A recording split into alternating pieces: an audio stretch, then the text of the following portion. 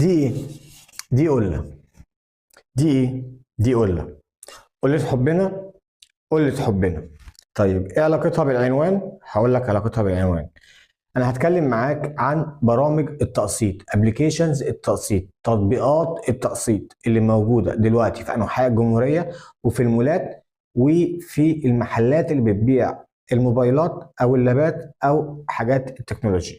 طيب بس قبل ما اتكلم معاك في الموضوع ده عايز اقول لك على حاجة.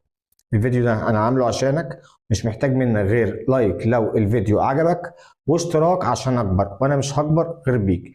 نبتدي بسم الله الرحمن الرحيم. طيب بالنسبه للابلكيشنز اللي موجوده دلوقتي بتاعت التقسيط اللي ملت الجمهوريه من ايه تو زي من غير ما اسمي حد، لان انا بيجي على التلفزيون من الكبير للصغير، اللي كان فاتح كشك بارتيشن وبقى فاتح مكان في مؤسسه، اللي هو اصلا يوم ما بيفتح بيعين عنده مكتب محاماه يجيب له الاستردادات بتاعته، اللي هو اصلا بيدفع تامين، خليني اقول لك في جهه حكوميه معينه عشان خاطر يرجع الخساره بتاعته من المتعثرين، اللي هو اصلا عشان لما يجي يبتدي يشتغل معاك بيبقى جايب مكتب يرافع عنه او يجري وراك عشان يرجع حقه لما تتعثر في الفلوس بتاعته، لا قدر الله ربنا ما يجيبها من حد. طيب الحاجات دي وحشه؟ لا لا لا لا.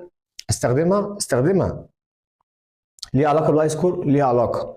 يعني ممكن تعمل لي مشكله لو هاخد شقه تعمل لك مشكله، يعني تعمل لي مشكله لو هاخد عربيه تعمل لك مشكله.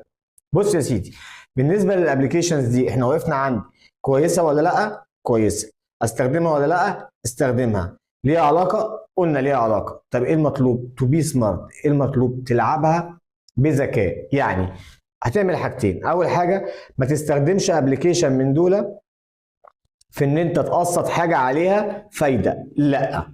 ما تستخدمش ابلكيشن من دول بان انت تروح تقسط حاجه بدون فايده بس عليها مصاريف اداريه. التالتة والمهمه واللي هتعاني فيها بس صدقني هترتاح وهتدعي لي لما تجربها مع الناس الكبار،